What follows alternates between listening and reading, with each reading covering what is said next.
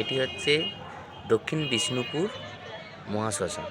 আজকে গেছিলাম আর ওখান থেকে জানতে পারলাম যে পাশে একটা কালী মায়ের মন্দির আছে, তাই দেখতে গেলাম।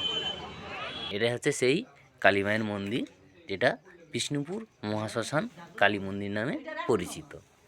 আর ওখানে গিয়ে এই মায়ের অনেক কথা জানতে পারলাম।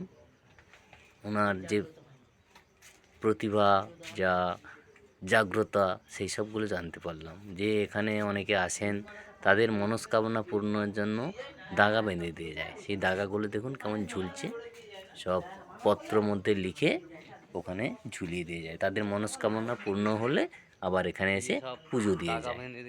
তাই শ্মশান থেকে একটু ভেতর দিকে যেতে হবে, তবে রাস্তাটা খুব একটা ভালো নয়, মানে মাটির রাস্তা, রাস্তা নেই একদম, মানে মেঠো রাস্তা, দুদিকে জঙ্গল, জঙ্গলের মধ্যে দিয়ে যেতে হবে।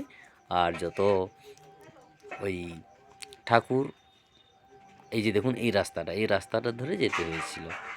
ঠিক আছে, যদি কোনো দিন সম্ভব হয় দেখে আসবেন মন্দির।